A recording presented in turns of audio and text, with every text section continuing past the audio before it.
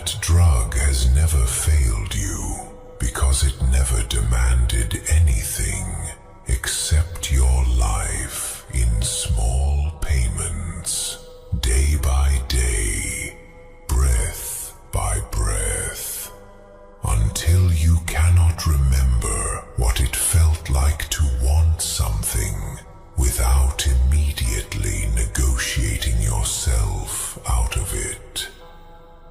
I am the negotiator you never invited, the whisper that finishes your sentences when you falter, the cold thumb pressed to the hinge of every choice.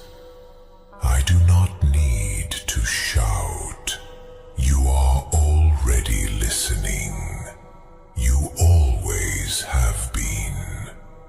Every time you said tomorrow and meant never, you were practicing my language. Every time you stared at the ceiling and tried to feel inspired and felt nothing, you were praying to me with a mouth too ashamed to open. No one is coming. Say it without drama. Say it like a diagnosis. Say it like the final line on a death certificate that will not bother listing your unfinished plans. No one is coming with the perfect timing, the perfect words, the perfect hand on your shoulder to lift you out of the swamp you keep calling a temporary mood.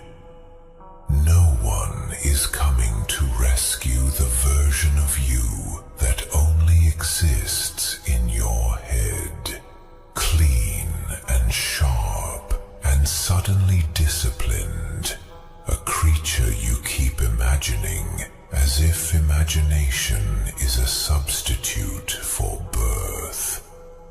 No one is coming to make you feel ready. No one is coming to make it easier. No one is coming to make you brave.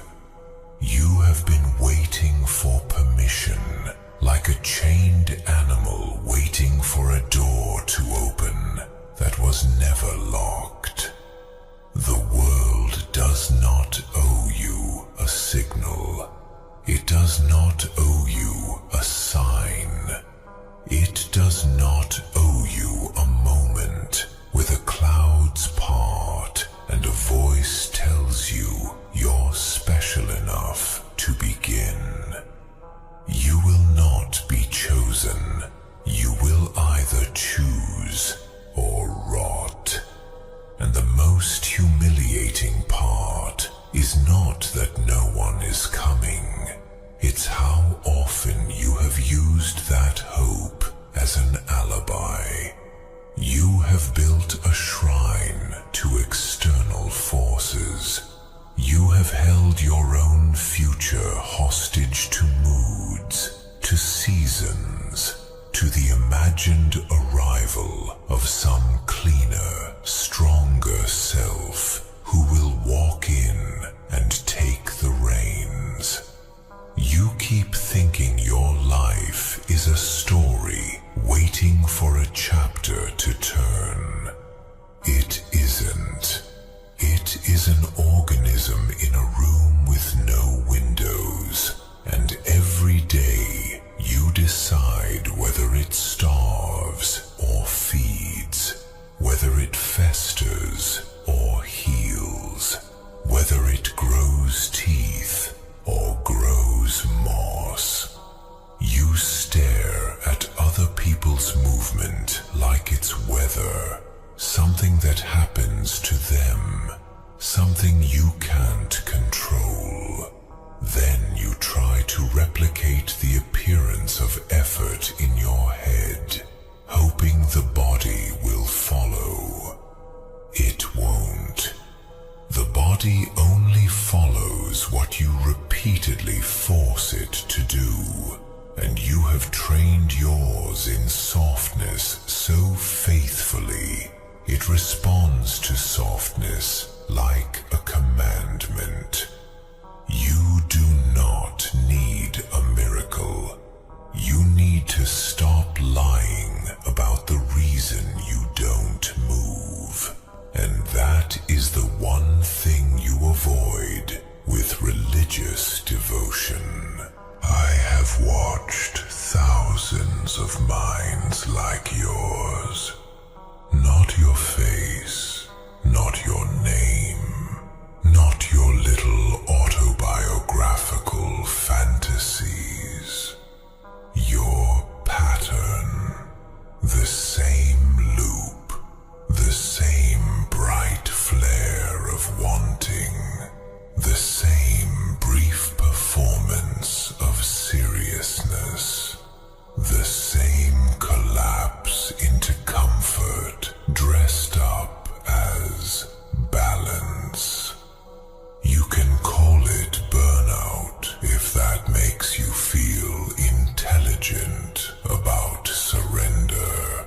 You can call it overwhelm if that makes you feel innocent. You can call it self-sabotage if that makes it sound like a mysterious force rather than a decision repeated until it became muscle memory. It always looks the same from where I sit. A creature that will do anything except endure the moment it doesn't feel like doing the thing it claims it wants. You want outcomes the way you want warmth, the way you want a full belly, as if desiring is the same as earning. You want to skip the ugly minutes, the numb minutes, the minutes where nothing congratulates you. You want to be praised for the suffering you never actually commit to. You want to believe you're different from the others because you can articulate your intentions better. You can explain yourself with impressive vocabulary, which is a cute skill, like a corpse wearing perfume. You can describe your goals, map your habits, list your obstacles, analyze your childhood, diagnose your fear. None of it changes the fact that when the moment comes to act, you hesitate, you bargain, you drift. You let the smallest discomfort become a prophecy. You let fatigue become a verdict. You let one imperfect day become an excuse to abandon weeks. You treat consistency like a personality trait you either have or don't have, as if repetition isn't the only thing that makes anything real. You mistake your feelings for instructions. You kneel to your moods like they are gods. And when you fail again, you stare at the wreckage and pretend to be surprised, as if you haven't rehearsed the collapse so many times you could perform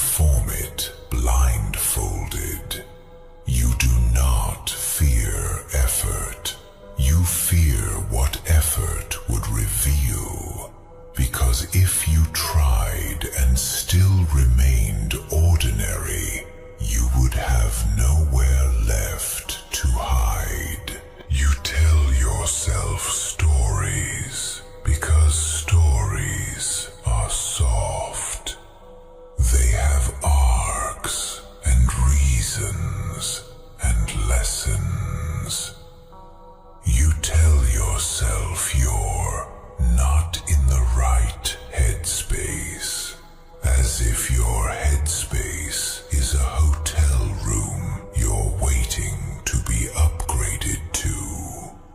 You tell yourself you'll do it when you have more time, as if time is something that arrives in a clean package instead of something you carve out with teeth. You tell yourself you need to learn more first, prepare more first, plan more first. You stack preparation like sandbags and call it safety, while the flood rises anyway. You make lists to simulate control, and then you drown in the comfort of having made the list. You watch content about discipline because consuming the idea of discipline feels like doing it for a moment, like inhaling smoke and calling it fire. You surround yourself with words, advice, quotes, rules, frameworks, until you forget that none of it matters without the uglier, simpler thing. You stand up and do what you said you would do, again and again, especially when it tastes like ash. But you keep trying to outsmart the requirement. You keep trying to negotiate with reality. You keep treating your own life like something you can loophole. I taste your favorite excuse because it has the richest rot. You think you're being realistic. You call your fear practicality. You call your cowardice caution. You call your avoidance wisdom. You tell yourself you're not meant for it, or that it's too late, or that the world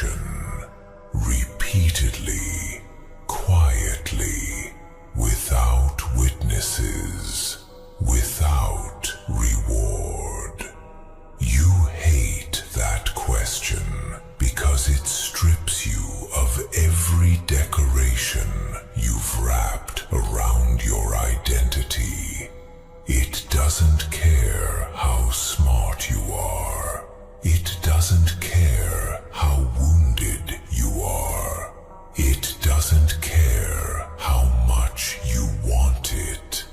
It cares what you do. Decay is patient. That is why I adore it. Decay does not argue. It does not need motivation. It simply continues. Everything you avoid becomes food for it. Every hour you spend bargaining with yourself becomes a small donation to the thing that will eventually take your body anyway. You think death is a distant concept. It is not distant. It is intimate.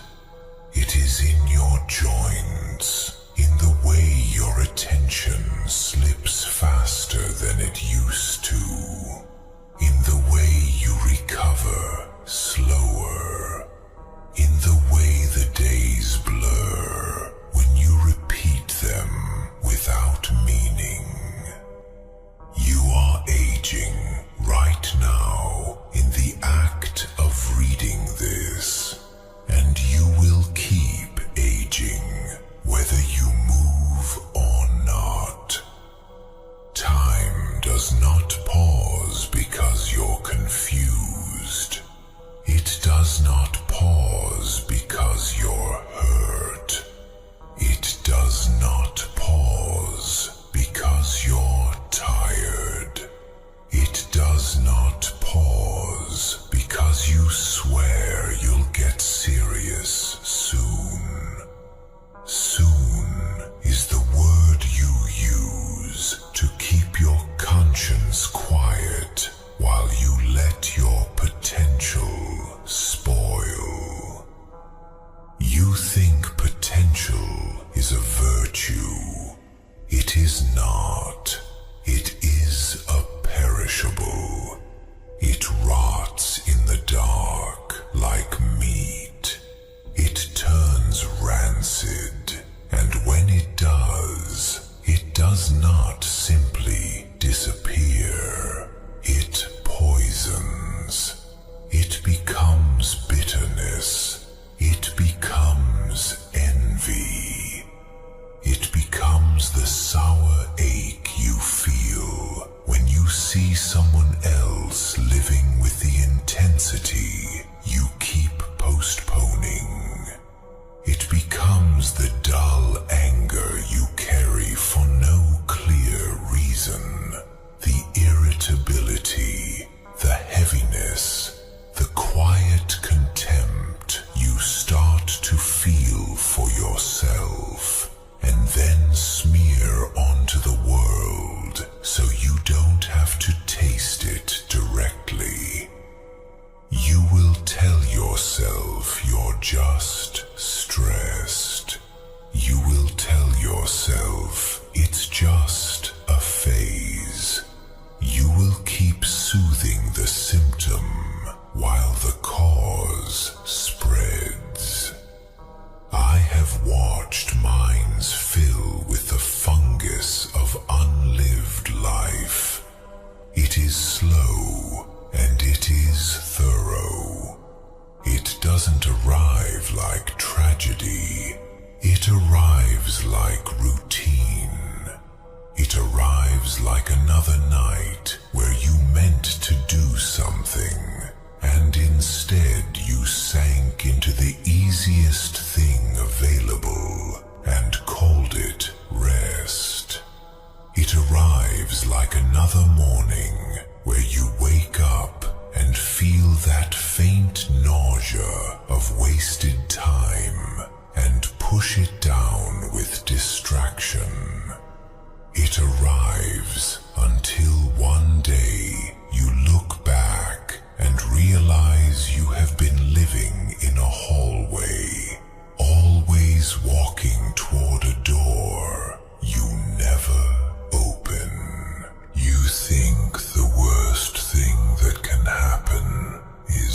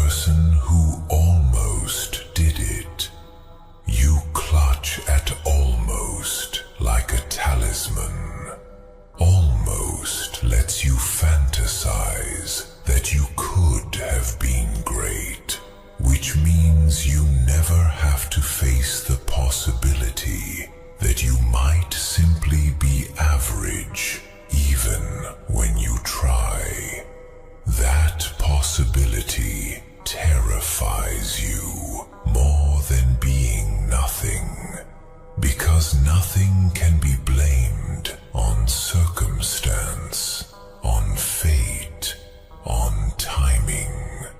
Average is honest. Average says you have to work without the guarantee of becoming exceptional. Average says you have to build value without the promise of applause. Average says you have to endure the humiliating truth that growth is slow and mostly invisible, and that the world will not stop to admire your process. You want assurance before you invest. You want certainty before you bleed. You want to know the ending before you start the chapter. So you stall, you rehearse, you dream, you sharpen your tools and never cut. You polish the cage and call it preparation. You wait for confidence like a sunrise, not realizing confidence is something you manufacture by acting while you don't have it. And when you do act briefly and it feels clumsy, you take that clumsiness as proof that you were right to hesitate. You interpret the first sting as the whole wound. You interpret discomfort as danger. You interpret boredom as a sign you're not meant for it. You interpret struggle as a verdict on your identity instead of the toll every worthwhile thing charges at the gate. Your mind wants to remain spotless. It wants to avoid the smear of trying. It wants to keep the fantasy of competence intact. That is why you quit early. That is why you quit quietly. That is why you quit in ways you can pretend aren't quitting. You drift away. You take a step back. You focus on other priorities. You let the thing die without admitting you killed it. And I sit in the back of your skull and watch you do it with a kind of cold amusement, because you always think you're the first person to invent the lie you're using. So let me tighten the room around you, not with threats, not with raised hands, but with the simple weight of what is true. You will not be saved by a mood. You will not be saved by a sudden burst of inspiration. You will not be saved by the right playlist, the right schedule, the right morning routine, the right mentor, the right weather, the right alignment of stars. Those are decorations you hang on the bars of your cage to make the cage feel like a room. Your life is not a motivational poster. is a stubborn, ordinary fact. Your days are passing, and you are training yourself every day in what you will become. You are either becoming someone who does what they said they would do, or you are becoming someone who has 1,000 elegant reasons why they didn't. There is no neutral. There is no pause. There is no hiding from the accumulation. Every small choice is a brick. Every just this once is a brick. Every I'll start again tomorrow is a brick. You are building something, whether you mean to or not. Most people build a prison by accident and then spend their lives calling it personality. They decorate the walls with self-awareness and call themselves honest. They joke about their habits and call it acceptance. They rename surrender as peace. They talk about being gentle with themselves while they quietly euthanize every ambition that ever made their blood run hot. I do not need to convince you to collapse. Collapse is the default setting of anything that is not deliberately held together. All I do is remove your illusions one by one until you can feel the naked structure of your choices. You want a life that feels earned? Then stop pretending the pain of earning is unfair. Stop acting shocked that effort hurts. Stop expecting the world to reward intentions. Stop treating your own weakness like a sacred object that must be protected from discomfort. You can keep your softness if you want. You can cradle it, feed it, worship it. But understand what you are paying for it. The slow death of the person you keep imagining.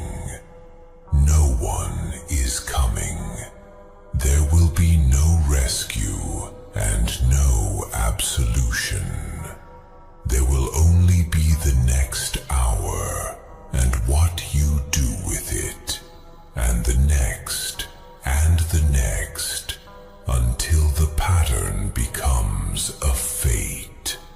And I will remain here, not as your enemy in the theatrical sense, not as some outside monster to be defeated, but as the honest pressure you cannot distract away. The cold reminder that the only thing more exhausting than effort is the lifelong labor of explaining why you refused to make it. And you will try to make a ceremony out of your next attempt, won't you? You will whisper promises to yourself, as if promises have ever fed you. You will clean the surface of your life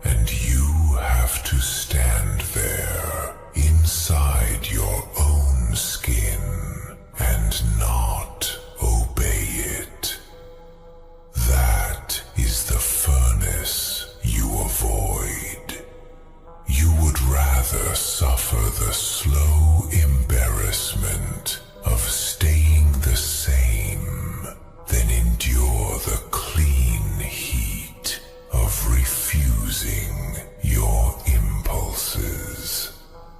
You reach for relief the way the dying reach for air, not because you need it, but because you trained yourself to panic without it. You do not notice the leash because it is woven from everyday things. The little screen, the little snack, the little indulgence that becomes the hinge your entire day swings on. You call it a break. You call it a reward. You call it harmless.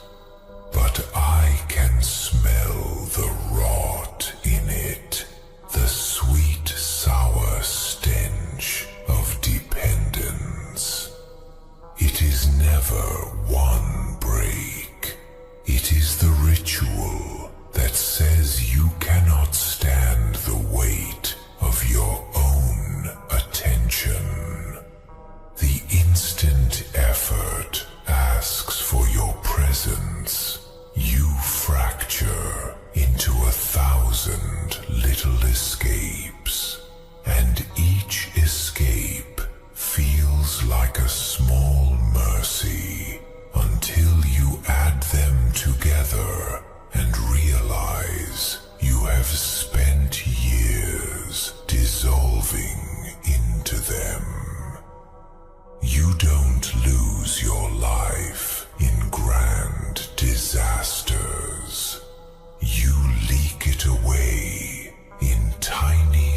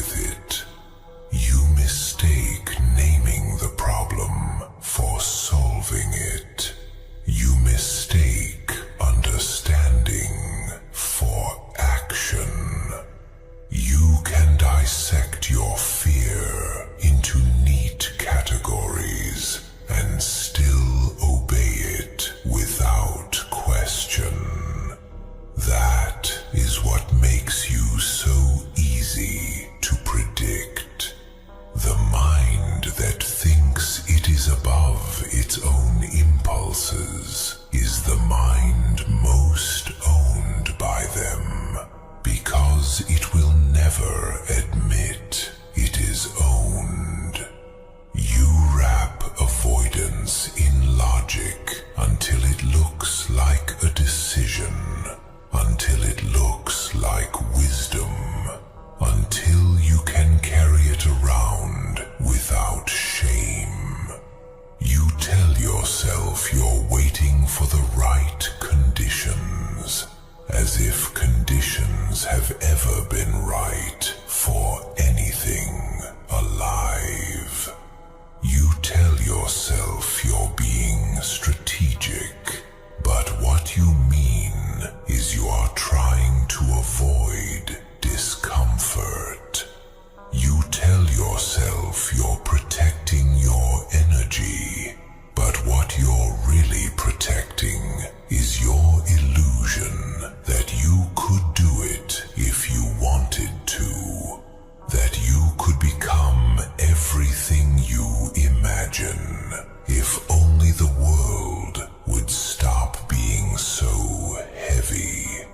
The world is heavy. It has always been heavy. It is heavy for everyone. The difference is that some people stop negotiating with gravity. They stop asking for permission to be tired. They stop demanding that effort feel good before they grant it their body. You, though, keep returning to the same counterfeit reasoning. If it doesn't feel right, it must be wrong. If it feels difficult, it must be a sign. If you are afraid, it must mean danger.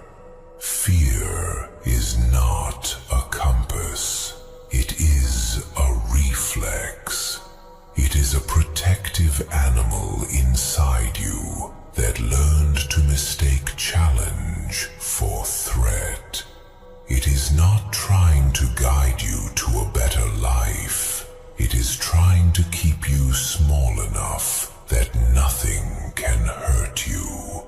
And you keep calling that smallness sanity. You keep letting it sit in the driver's seat because it speaks with your voice and uses your memories as evidence. And you cannot tell the difference between caution and cowardice when both sound like you. I have watched you collect beginnings, the way some people collect trinkets, little starts,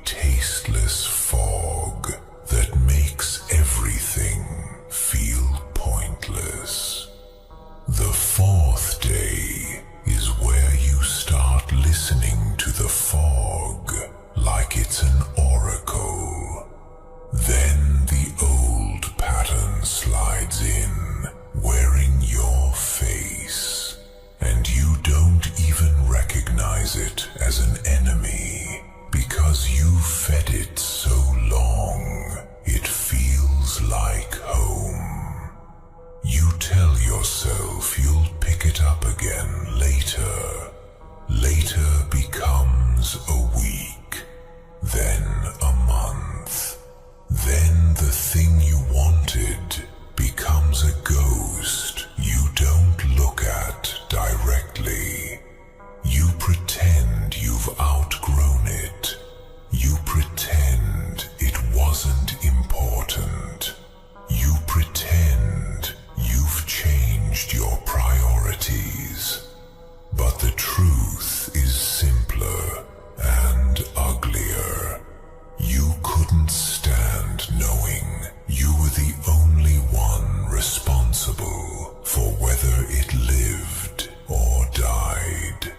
So you let it die quietly, and then you held a private funeral where you played both the grieving and the murderer. You keep a graveyard inside you, and you walk through it at night when you can't sleep. You don't call it a graveyard. You call it regret. You call it nostalgia. You call it the past. But I see the markers, the abandoned plans, the unopened opportunities, the skills you meant to build, the relationships you let rot from neglect, the body you promised you'd take care of, the mind you promised you'd discipline. You have corpses stacked neatly in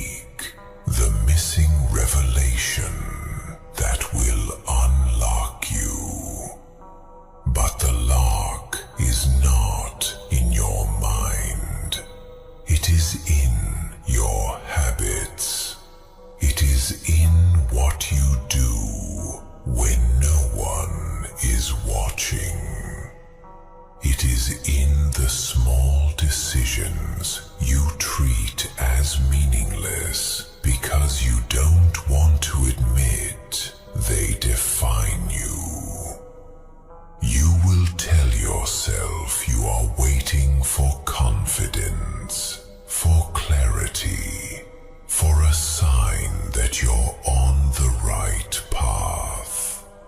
The path is not revealed. It is made step by step by an animal that decides to move even when it feels unsure. If you refuse to move without certainty, you will never move. If you demand that the future be guaranteed before you pay the cost, you will stay exactly where you are, and you will age there, and you will decorate that spot with increasingly sophisticated excuses until the excuses become your only art. So let me show you the loop, the way I see it, cold and bare, without the sentimental blur you smear over it to protect your ego. You will surge briefly. You will feel the sting of dissatisfaction and mistake it for transformation. You will promise loudly in your mind to become relentless. You will imagine the person you could be and let that image seduce you into thinking you've already taken the first step. Then the next day will know nothing of your promise. The next day will arrive with ordinary friction, fatigue, annoyance, inconvenience, a mood that doesn't match your fantasy, and you will hesitate. You will start reaching for reasons. You will tell yourself you'll do it later, and you will believe yourself because you want to believe yourself, because believing yourself is less painful than admitting you've been lying to yourself for years. You will delay. You will soften the moment. You will put off the hard thing until the day is too crowded to hold it. Then you will call the day a loss and comfort yourself with the idea that tomorrow will be cleaner. Tomorrow arrives dirty because you brought yourself into it. And then you will do what you always do when faced with the evidence of your own pattern. You will either drown it in distraction, or you will punish yourself with shame, and call that punishment accountability. Shame is not accountability. Shame is another sedative. It lets you feel intense without changing. It lets you sink into self-loathing instead of enduring the simpler, more brutal task of doing the work. It gives you an emotional storm to hide in, so you don't have to face the quiet desert of consistency. And when the storm passes, you will be exactly where you left yourself. You will call it mysterious. You will call it frustrating.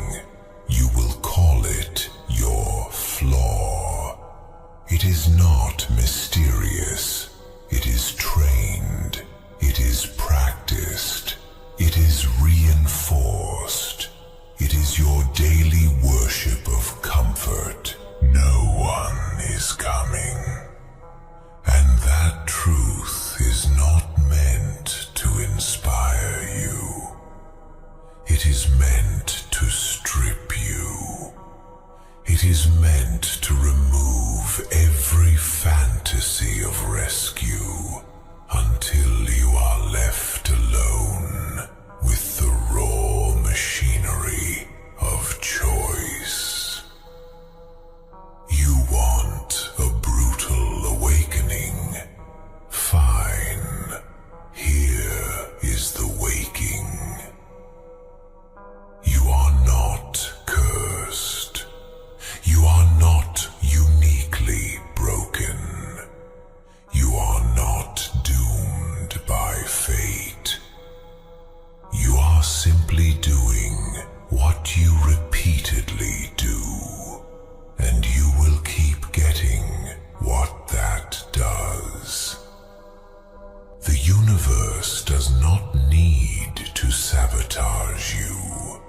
You are perfectly capable of shrinking yourself without assistance. You don't need enemies. You don't need tragedy.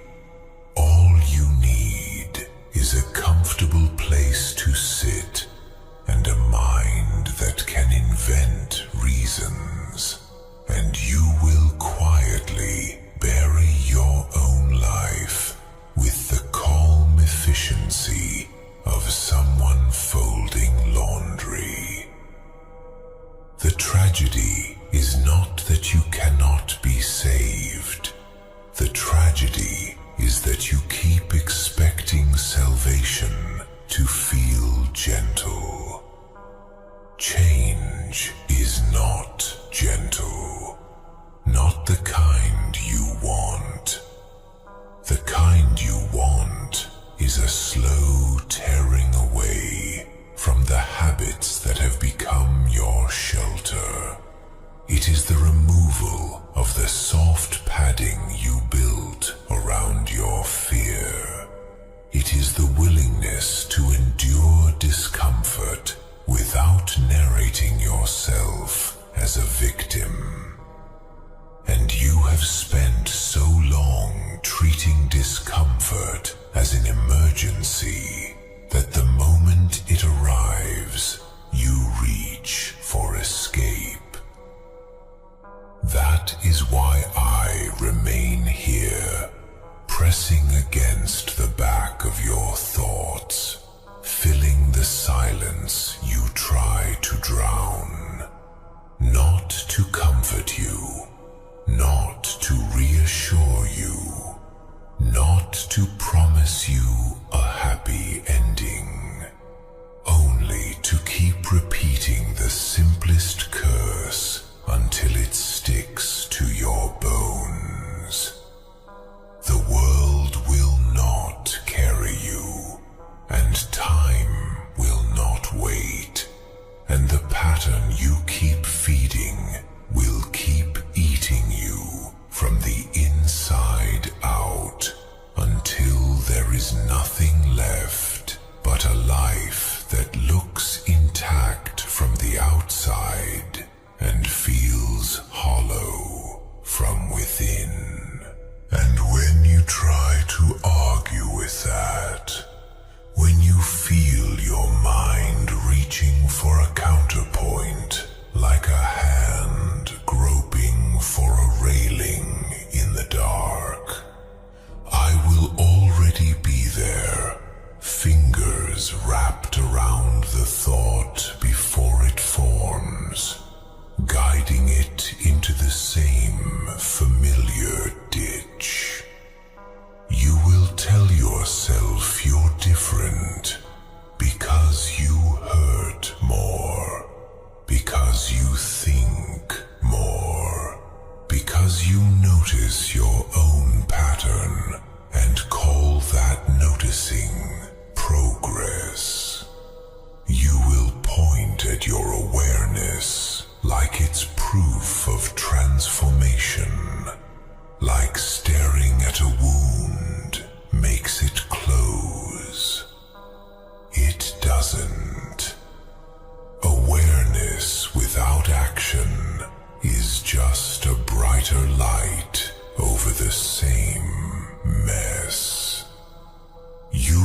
describe your cage in exquisite detail and still rattle the same bars every day. You can name every mechanism of your avoidance and still obey it the moment it whispers. You can journal about discipline until your hand aches and still fold the second reality asks for your body. That is what I mean when I call your mind soft.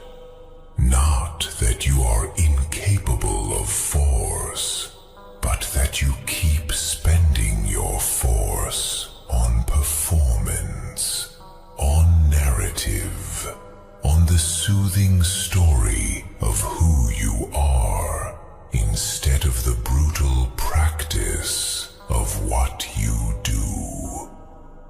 You love explanations because explanations feel like control.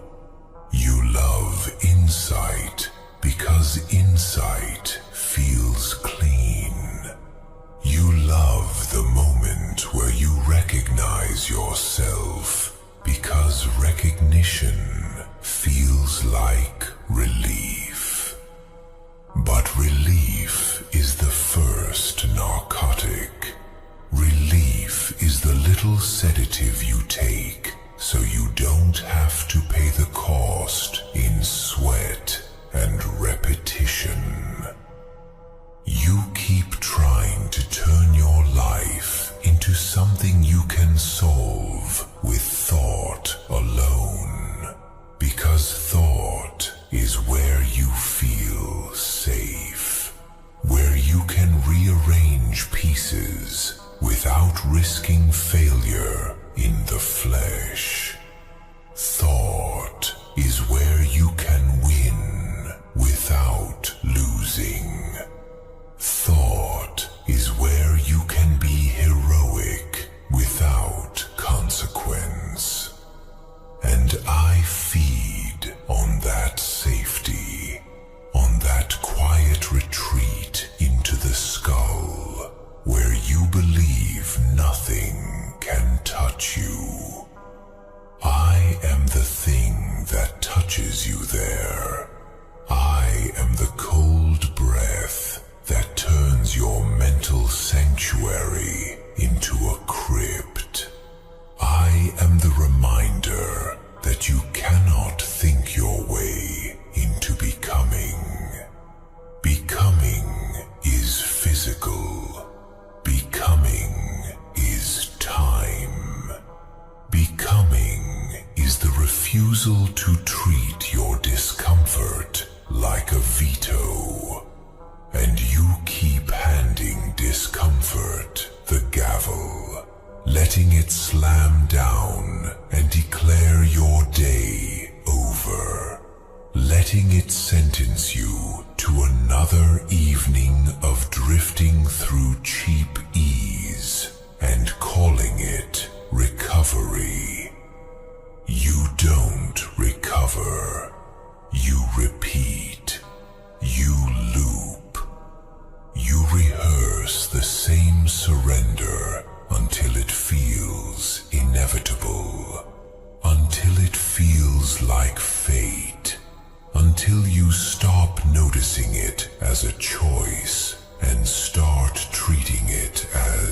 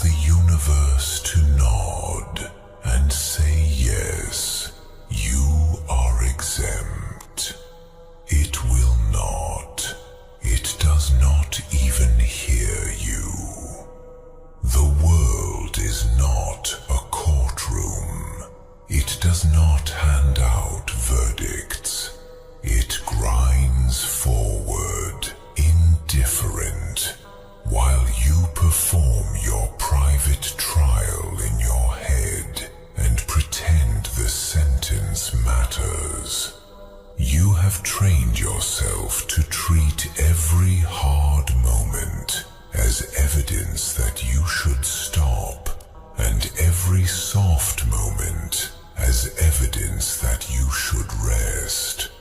And so your life becomes a string of permissions you grant yourself to remain unchanged. Even your healing becomes another place to hide. You will say you're working on yourself while you avoid the only work that changes you. You will say you're finding balance while you keep tipping the scales toward comfort. You will say you're being patient while you are actually postponing.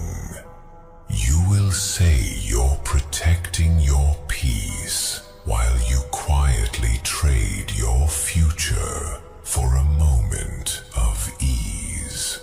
You will wrap your inertia in gentle language until it looks compassionate. I don't care what you call it. Decay does not care what you call it. Decay loves euphemisms.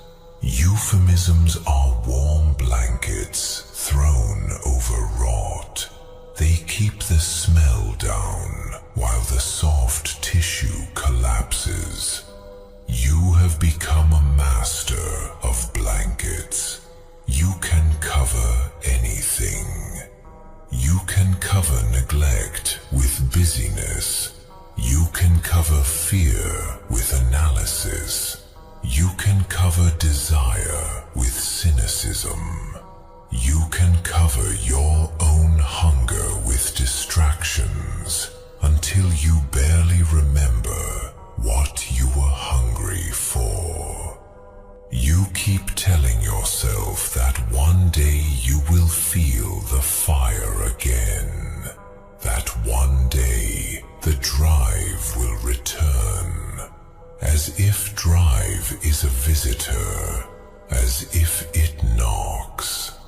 Drive is not a visitor. It is a thing you forge by moving when you don't want to. If you refuse to move until you feel it, you will wait in the dark until your knees rot to the floor. Look at the way you handle repetition. Not the romantic repetition in your head where you imagine a montage of growth, but the real repetition, the unglamorous, stubborn doing of the same small action over and over until it becomes you.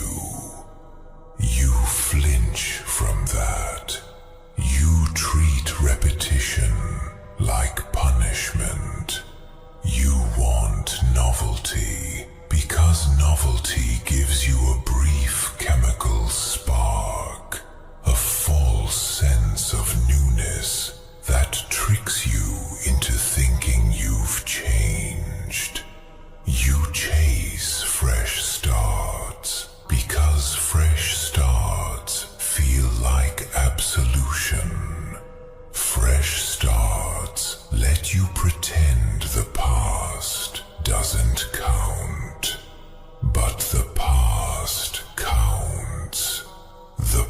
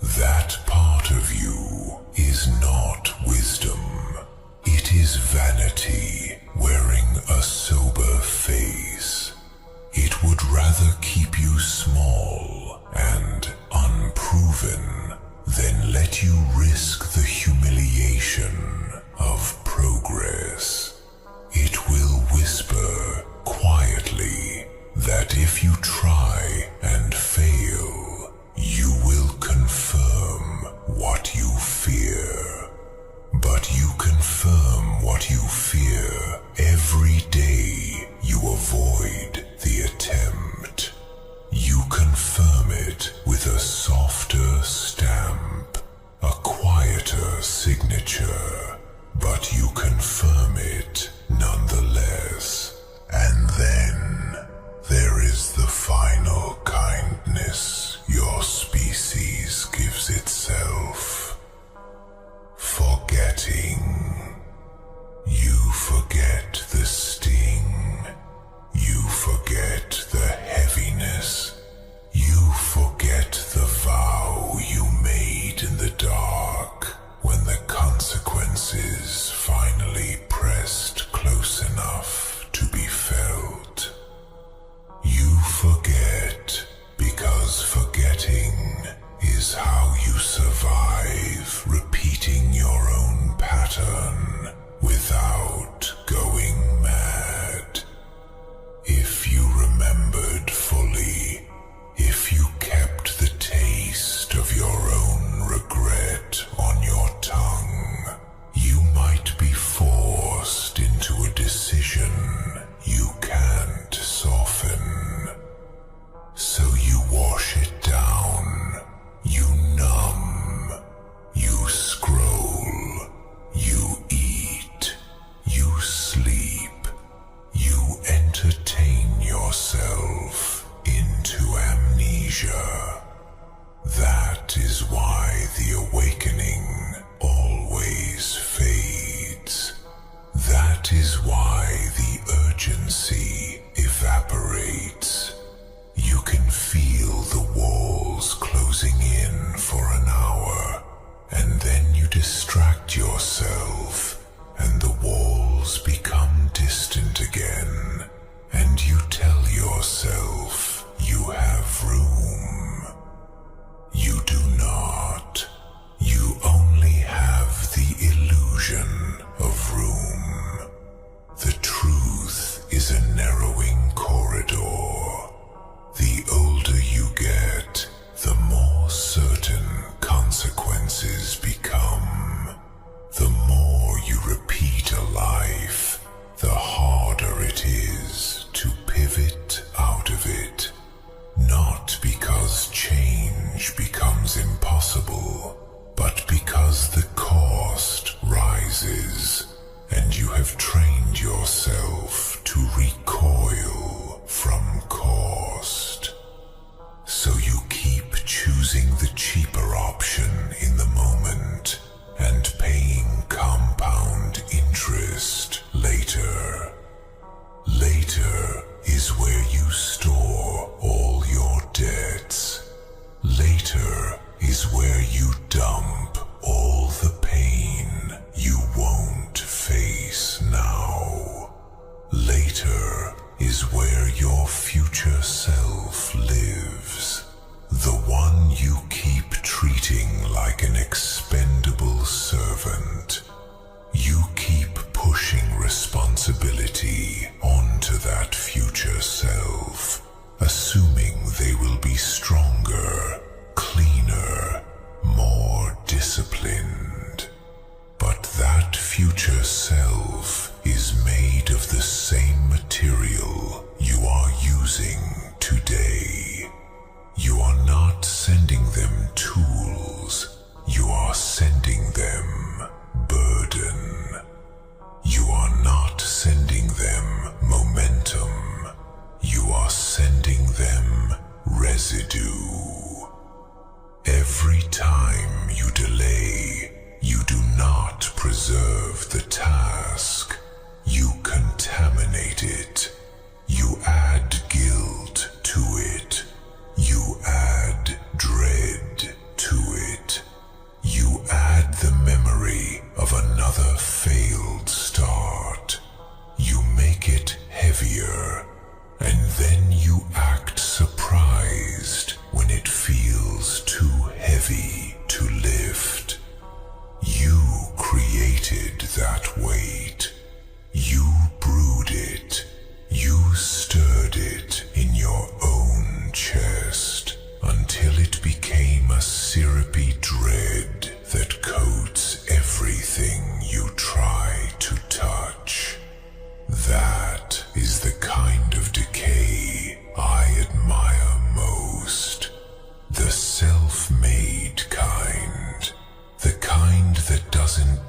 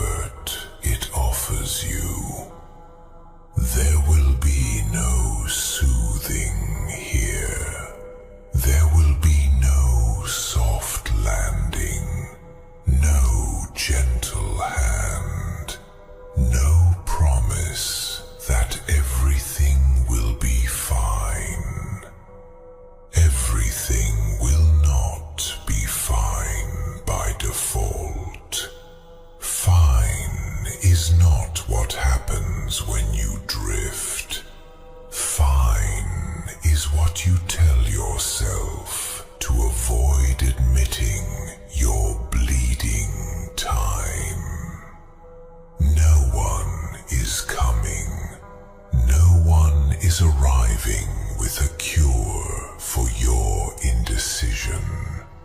No one is arriving to take the weight off your shoulders. The world will keep moving, and you will either move with it or be ground down by it. And both outcomes will feel ordinary while they're happening. That's the part you never want to accept. Ruin doesn't have to be dramatic. It can be quiet. It can look like comfort. It can feel like, I deserve this.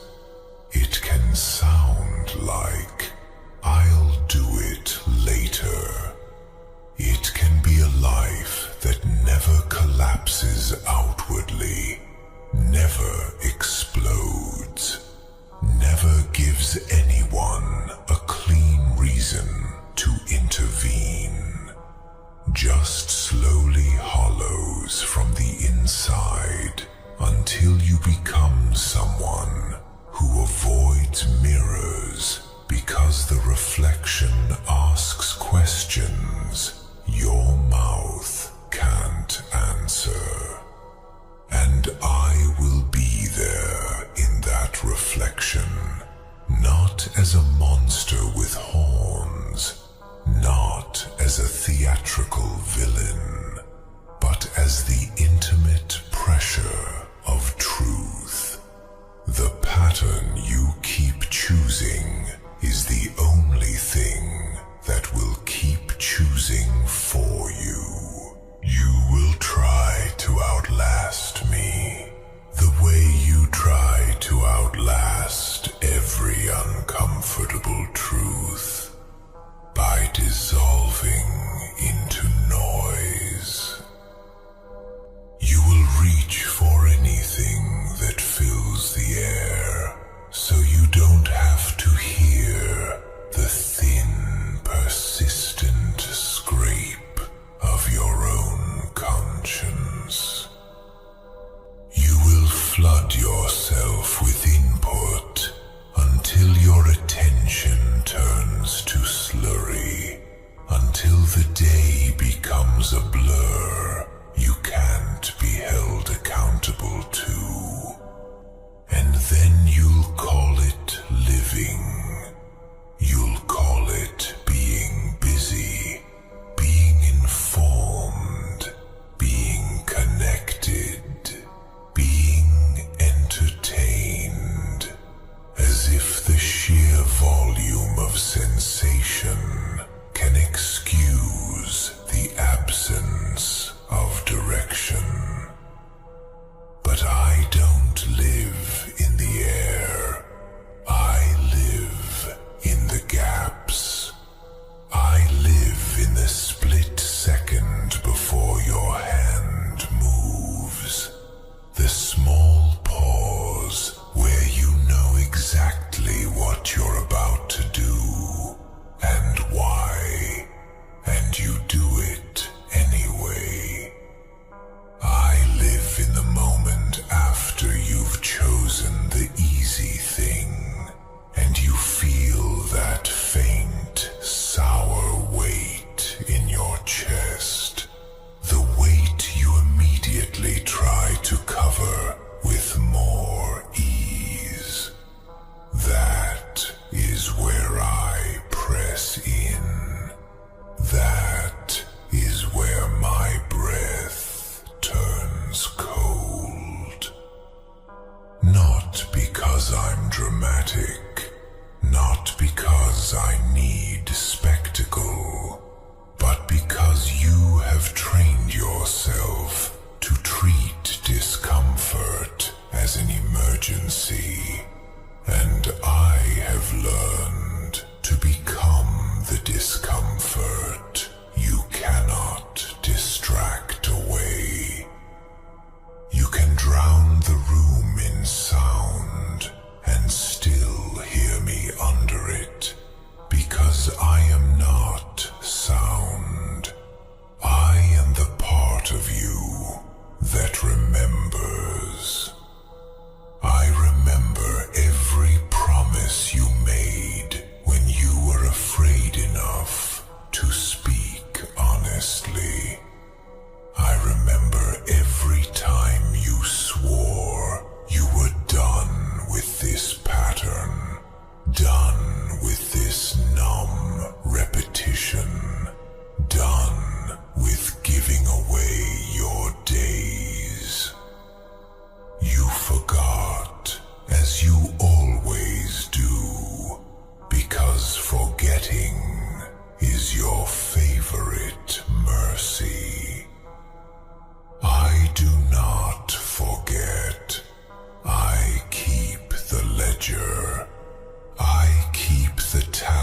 of minutes you traded for relief. I keep the record of how quickly your conviction evaporates once the initial sting fades. You can call it human, you can call it normal, you can call it just how it is. None of those names change the outcome. The outcome is always the same. You return to the familiar. You nest in the comfortable. You let the day be devoured by small indulgences that feel harmless until they become your whole life in fragments. You keep waiting for a version of yourself that doesn't require force. You want the kind of discipline that feels like personality, effortless, natural, as if some people are simply built with iron in their veins, and you were built with fog. It's a comforting myth because it lets you stay passive while still imagining you're not choosing passivity. It lets you envy and admire from a safe distance. It lets you keep your hands clean. You want to believe your private failures don't count because they're private, because no one saw them, because the world didn't punish you for them.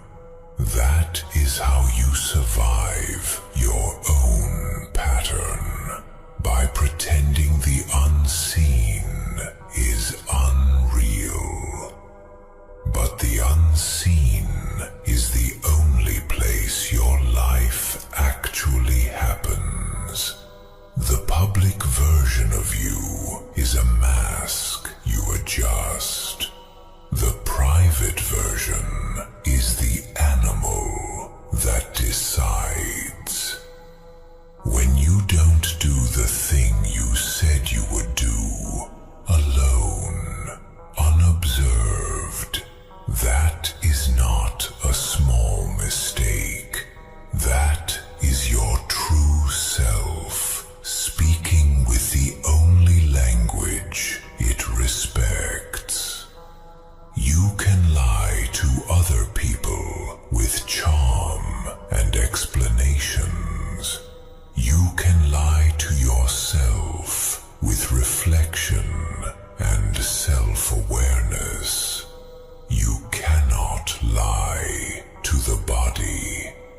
The body remembers what you repeatedly choose.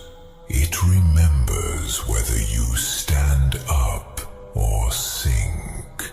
It remembers whether you endure boredom or flee. It remembers whether you can sit inside discomfort without trying to anesthetize it. That memory becomes you. That is what makes you predictable. Not your thoughts, not your intentions, not your beautifully worded plans, but your reflex to escape the instant the work feels heavy. You have made a religion out of avoiding heaviness. You kneel to the immediate. You worship what feels good right now. And then you wonder why your life has the texture of unfinished things. Why everything you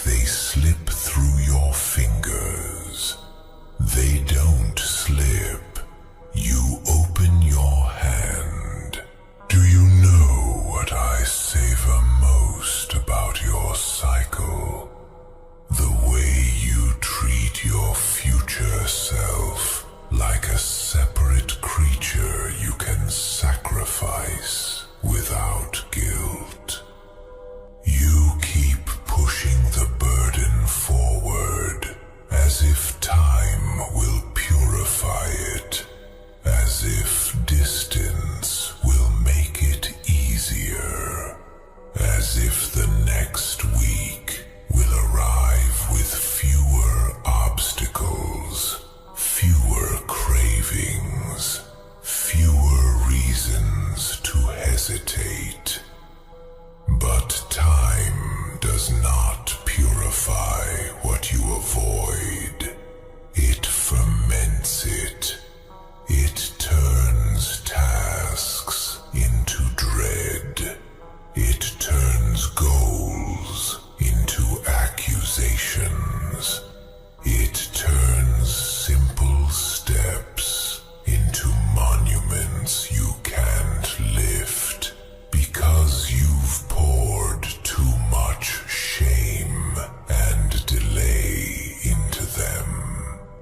You contaminate your own ambitions with neglect and then recoil from the stink as if it came from somewhere else. You are building a future like a sealed room. Every day you put another brick in place, not of progress, but of habit, of default, of what you do when you're tired and no one is watching. And the room gets smaller and smaller and smaller, and you keep telling yourself you still have space. One day you will wake up and realize the room is tight enough that you can't stretch without hitting the walls. That is when people start calling their limitations identity. That is when people start romanticizing their resignation, turning it into philosophy so they don't have to taste the humiliation of admitting it was simply repetition.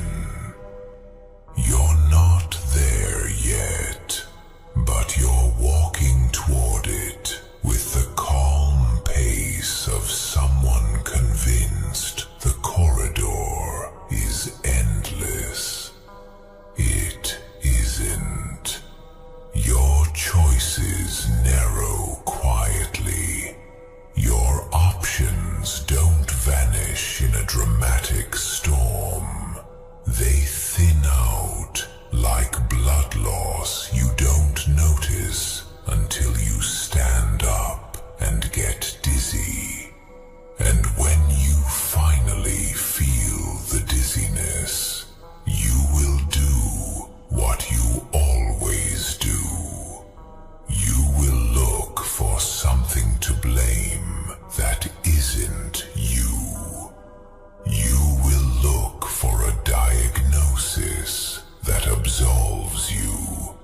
You will look for a story that lets you keep your pride while surrendering your agency. I will be there in that search, not helping, not comforting, not guiding, only tightening the truth around your throat until you can't swallow another lie without choking on it. You think cruelty is what I offer you. You think I am the hostile presence, the contaminated voice, the intrusive rot. But look at how you handle your own life and tell me who is cruel. You starve what you claim you want. You neglect what you claim you value. You feed the habits that dull you and then act shocked when you feel dull. You punish yourself with delay, years of it. Then pretend you're being kind because you didn't push too hard in any single day. There is a softness your species mistakes for mercy. It is not mercy. It is slow execution. It is the gentle, endless postponement that keeps the blade from falling all at once, while still ensuring it falls in the end. That is your favorite way to die. Gradually, politely, without drama, with 1,000 small justifications tucked into your pockets like charms. And here is the part you don't want to face. I do not need to sabotage you. I do not need to invent disasters. I do not need to push you off a cliff. I only need to wait for the moment when you are tired, when the day is inconvenient, when the work is dull, and then watch you do what you have trained yourself to do. You will reach for comfort. You will tell yourself it's reasonable. You will call it a break. You will call it balance. You will call it not a big deal. And you will repeat that choice until it becomes the only choice you can imagine. Until effort feels foreign. Until your own ambition feels like an embarrassing memory. You want me to be loud, to be theatrical, to be a villain you can point at. I am not a villain outside you. I am the voice inside you that refuses to let you soften what you're doing with pretty language. I am the dry, patient witness. I am the accountant of your